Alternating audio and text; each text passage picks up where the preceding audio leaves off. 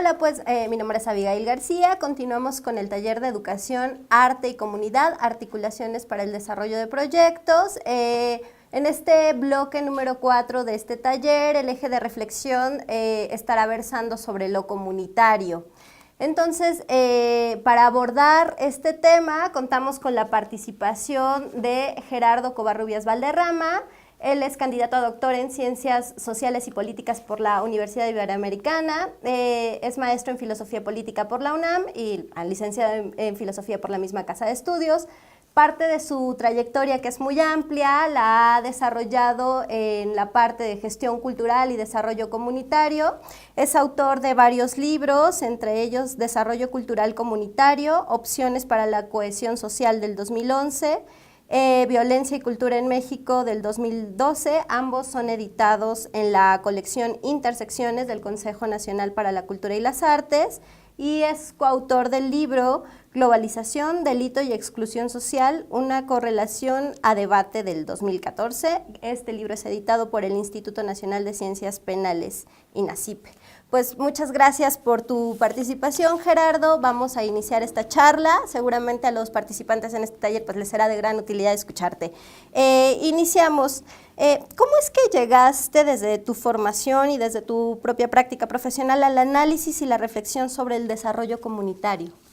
Bueno, en realidad yo llegué a estas líneas de reflexión un poco por mi activismo. Recién salía de la licenciatura y empecé a trabajar en una asociación civil que se dedicaba a promover y defender derechos civiles. Y mi práctica profesional con ellos nos llevó a trabajar con gente, por ejemplo, privada de su libertad, jóvenes en riesgo, diferente tipo de comunidad. Y ahí nos dimos cuenta que antes de, digamos, hablar en términos jurídicos o en términos, digamos, de empoderamiento, tenemos que hablar en términos de desarrollo humano. Y en ese sentido nos fuimos acercando a los temas de desarrollo y de alguna manera también, digamos, el empoderamiento y el desarrollo comunitario como tal, ¿no? Sobre todo, por ejemplo, con comunidades indígenas. Ok, ahí fue tú. Sí, fue un poquito, digamos, el descubrimiento, porque, bueno, es un poco, digamos, lo que sucede en la realidad nacional, ¿no? Digamos, un discurso formal que nos reconoce desde un liberalismo político como iguales ante la ley, pero no tiene en cuenta, digamos, todas las desigualdades que están detrás de esta, digamos, afirmación y que dependen mucho de pues, condiciones de, pues, de eso, de desarrollo humano, ¿no? Básicamente de bienestar social, que implican el reconocimiento del sujeto jurídico, ¿no? Y en ese sentido, pues, de alguna manera viene un poco la reflexión. Posteriormente, ya digamos, en los estudios de posgrado, me dediqué a trabajar estos temas, pero sobre todo desde el modo político, es decir, trabajaba modelos políticos de integración social. Y en ese sentido, digamos, la responsabilidad del Estado para intervenir en materia social para generar ciudadanía, ¿no? Entonces, esa ha sido como una de las líneas que me han llevado. Y posteriormente, Intersecciones me invita a trabajar esto mismo, pero desde el enfoque cultural. Y hemos hecho 2 compilaciones con ellos, ¿no? Y sobre el tema de desarrollo comunitario y con la cultura como eje, ¿no? Platícanos un poco más justo sobre esto, que es como el asunto importante en este taller. ¿Cómo definirías tú, cómo conceptualizas el desarrollo comunitario desde lo cultural? ¿Qué sería lo importante de destacar? Bueno, antes del desarrollo cultural comunitario, tendríamos que hablar del desarrollo comunitario como tal. Y a mí me parece que es importante destacar que el desarrollo comunitario es un proceso de reconocimiento, ¿no? Y un proceso de, no solamente de reconocimiento, sino de solidaridad con el otro, ¿no? Desde la diversidad, desde la diferencia, ¿no? Donde este proceso implica un ejercicio de, básicamente, pues eso, reconocimiento, pero también de involucramiento de la comunidad, ¿no? Y de entenderse como un facilitador antes como estos tránsitos que estamos asistiendo desde hace como 2 décadas, ¿no? Desde el, digamos, instructor, desde al facilitador, es decir, aquel que facilita procesos de intervención y de participación, ¿no? Y en ese sentido, la cultura es un vehículo privilegiado, ¿no? De reconocimiento, ¿no? Que de alguna manera, nos construye un nuevo nosotros simbólico a partir de la diferencia. Es decir, La cultura tiene una capacidad enorme, ¿no?, de reconstrucción, digamos, de un discurso común, ¿no? Y en ese sentido me parece que es una herramienta privilegiada para poder establecer los sistemas de comunicación para que la participación se dé, ¿no? Es decir, la cultura al final de cuentas tiene esta facultad que no tienen otros ámbitos, ¿no?, que es sumamente inclusiva. Y en ese sentido corresponde mucho, digamos, a las inquietudes que yo siempre he tenido, ¿no? ¿Cómo generar participación? Pues me parece que la cultura tiene muchas respuestas en ese sentido, ¿no? Es un ámbito privilegiado del reconocimiento del otro, ¿no?, de la solidaridad, ¿no?, y desde su particular diferencia, desde el encuentro, ¿no?, desde establecer estos diálogos, ¿no? Sí, bueno, si bien nos mencionas que la parte o el ámbito de lo cultural es como un elemento privilegiado para generar estos vínculos, ¿qué matiz le daría pensar el desarrollo cultural comunitario desde lo artístico, que no deja de ser cultural, pero que sí le da un matiz diferente? ¿Tú crees que le da un matiz diferente? Sí, por supuesto.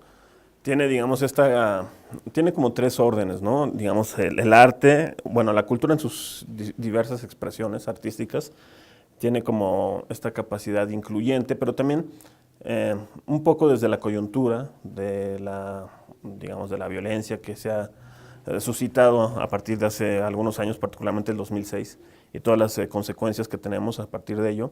Me parece que la cultura y el arte tienen un papel muy importante en el sentido de poder establecer estos puentes de comunicación, digamos, en términos comunitarios, ¿no? Y de poder, digamos, incorporar, ¿no?, porque son sumamente inclusivos, es decir, saltan barreras, por ejemplo, de clase, de género. El arte tiene esta capacidad de convocatoria que no tienen otros, por ejemplo, el partidista, ¿no?, la militancia. De ninguna manera pueden tener ese, digamos, papel privilegiado que sí tienen, por ejemplo, las expresiones artísticas. Es decir, son sumamente incluyentes y al final reconocen la particular diferencia, ¿no?, de cada quien que asiste, digamos, a este proceso de encuentro, ¿no? Y en ese sentido me parece que es como muy importante pensar, ¿no?, que puede ser una herramienta privilegiada para generar participación, ¿no? Cuando uno piensa, por ejemplo, en términos de desarrollo o de proyectos o de procesos de desarrollo, siempre lo piensa como en términos tradicionales, es decir, desde la participación del Estado, ¿no?, desde el modelo de intervención. El Estado como, digamos, ese gran equilibrio, ¿no?, que va de alguna manera a reconocer y va a integrar, ¿no? A mí me parece que la cultura tiene esa capacidad, a diferencia del Estado, de integrar sin necesidad de, digamos, de militar, ¿no? Y en ese sentido creo que, por supuesto que tienen un papel privilegiado, ¿no? O sea, quizás por ahí se le ha puesto demasiado énfasis quizás o hay una sobreexpectativa de que la cultura o la arte en particular tienen un papel destacado en la recuperación de espacios físicos, ¿no?, en todo, por ejemplo, en el tema de prevención social de riesgos. Pero me parece que también que hay que tomar en cuenta que pues, es muy limitado. Es decir, no se puede pensar en términos de desarrollo, ¿no?, cuando hablamos de desarrollo, solamente en el ámbito cultural, sin tomar en cuenta los otros ámbitos, el social, el educativo, el económico, ¿no? Entonces, pero bueno, al final del día, por supuesto que a corto y mediano plazo ofrecen muchas respuestas a situaciones muy problemáticas, ¿no? Ok. Bueno, ya un poco nos hablaste como del panorama actual o el contexto actual en México que ha generado ciertos elementos sobre el desarrollo cultural comunitario. ¿Cuál sería tu evaluación sobre este tema, el desarrollo cultural comunitario? ¿Y cómo es que desde tu experiencia, desde tu coordinación y demás, has visto que se encuentre presente la mirada justo educativa y artística en particular? Pues mira, hacer una evaluación, digamos, del desarrollo comunitario en México implica hacer un ejercicio sistemático, ¿no?, sentarse a escribir, tomarlo en serio, ¿no? Pero si quieres mi opinión, yo te la doy con mucho gusto, ¿no? Yo creo que es muy desigual, como muchas cosas que pasan en este país, ¿no? Digamos, el término desarrollo comunitario implica como diferentes niveles de análisis, ¿no? Entre ellos el temático, el regional, ¿no? No es lo mismo hablar en términos de desarrollo comunitario en el norte, en el Bajío y en el sur o el sureste, son mundos diferentes, ¿no? Y en ese sentido, ya pensar, por ejemplo, en términos de qué le compete a la cultura y a la educación en términos de desarrollo comunitario, yo creo que hay, por lo menos en términos de gestión cultural, que es a mí, digamos, la línea en la que yo trabajo desde hace tiempo, ¿no? Yo creo que hay como dos grupos muy visibles, ¿no? Está el grupo, por ejemplo, del desarrollo, de los gestores que se han formado en la práctica, que no tienen como formación profesional. Y en ese sentido, me parece que estos gestores, de alguna manera, están integrando esta dinámica de cambio, ¿no? De mundialización, de globalización, digamos, de nuevas competencias gerenciales, etcétera, por ejemplo, con las ofertas de educación continua, y de alguna manera están tratando de integrarse a una dinámica de innovación, una dinámica, digamos, de integración a este vértigo, ¿no? de la transformación en materia cultural. Y el segundo grupo, que es muy curioso, porque a partir de la década del 2000, ¿no? empezó una oferta académica importante a nivel nacional, ¿no?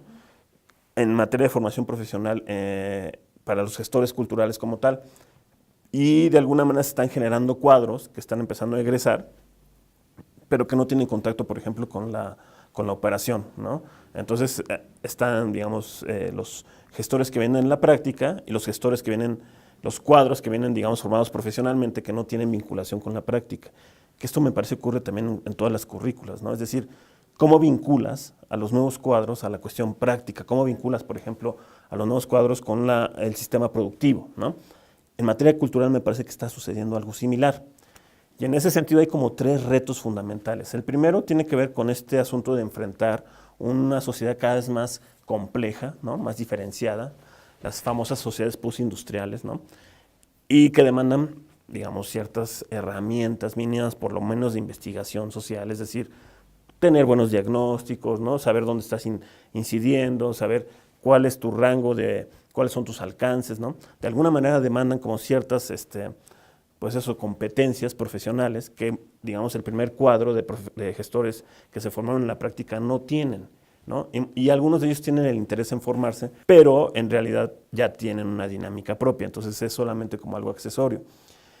Y el segundo grupo tiene como esta formación profesional y estas competencias, incluso de investigación, pero no tienen el vínculo con la práctica, ¿no? Entonces están de alguna manera desfasados y en esta complejidad, en esta sociedad compleja, no tienen las herramientas para poder incidir, digamos, en términos prácticos, aunque sí teóricamente, ¿no? Entonces ahí hay un desfase que todavía es como muy complejo, digamos, diferenciar, ¿no? La segunda es no solamente la complejidad, sino también el asunto, por ejemplo, del financiamiento, ¿no? Es decir, buena parte de los gestores sigue dependiendo, por ejemplo, del Estado, ¿no? Y en ese sentido, hay una dinámica, hay un desfase donde el Estado demanda cierta profesionalización, ¿no? Y en esa profesionalización, que es un poco lo que hacemos en educación continua de Conaculta, es dar herramientas mínimas para poder generar proyectos que tengan la posibilidad de incidir en términos de desarrollo comunitario.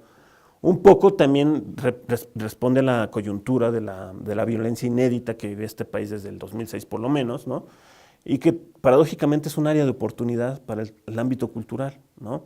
Es decir, no hay mal que por bien no venga, digamos, en términos, ¿no? Y se ha vuelto como una exigencia en muchos ámbitos de la gestión cultural profesionalizarse para asistir, digamos, a ciertos financiamientos, no solamente en términos públicos, sino también de organismos privados, de fundaciones, etcétera.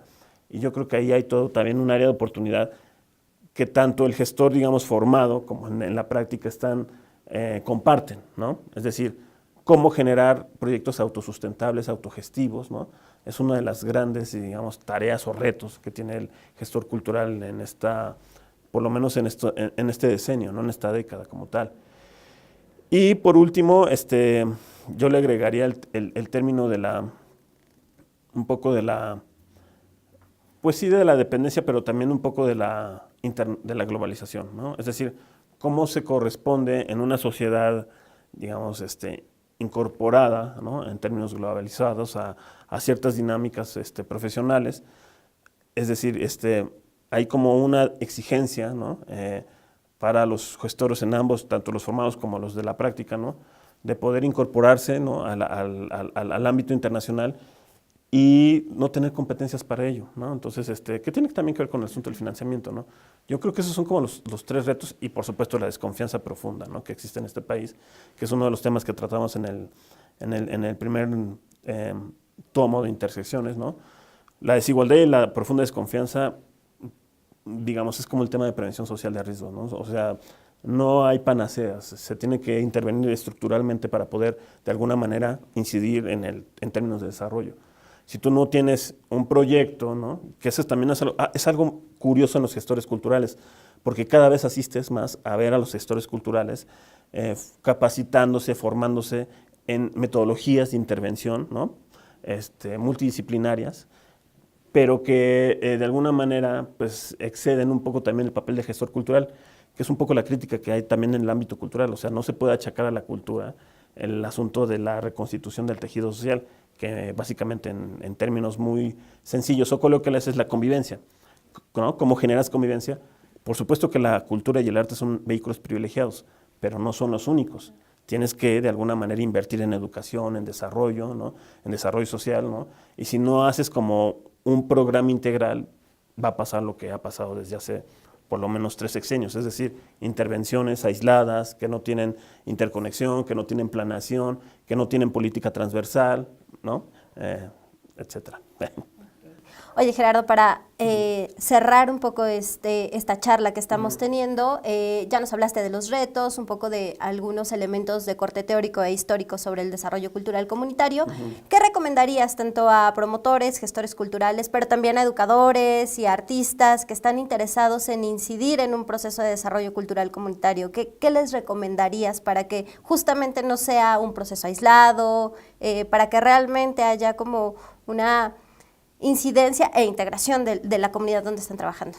Pues el primer punto es, digamos, hacer diagnósticos, aunque sean diagnósticos breves, ¿no?, pues diagnósticos muy serios, es decir, muy documentados, ¿no? Y en ese sentido, digamos, la tecnología ofrece muchas alternativas para poder hacer estados de situación pues muy cercanos, ¿no? Es decir, tener un buen diagnóstico nos va a permitir saber dónde vamos a incidir, cómo vamos a incidir, hacer planeación, hacer evaluación, ¿no? Sumamente importante. Yo creo que uno de los grandes defectos del ámbito cultural en general, ¿no?, es esta incapacidad autocrítica, ¿no?, esta complacencia eterna, ¿no?, de saber que somos especiales, de que, ¿no?, que tenemos, digamos, eso es un daño grande, digamos, al ámbito, ¿no?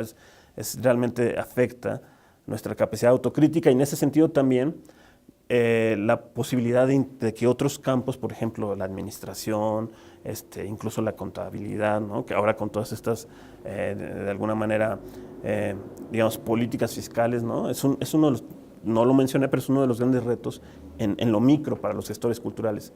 ¿Cómo me formalizo, ¿no?, si yo no tengo, digamos, estas capacidades para poder ser una donataria autorizada, ¿no?, poder competir, digamos, por recursos públicos, estar formalmente constituida, etcétera, etcétera? Y en ese sentido yo creo que, bueno, hay múltiples ámbitos en los que se puede incidir y en los que se puede recomendar y que se pueden resumir básicamente en la supuesta profesionalización, que no es otra cosa más que de alguna manera estar actualizados, informados, ¿no?, y sobre todo comprometidos con el ámbito en el que estamos.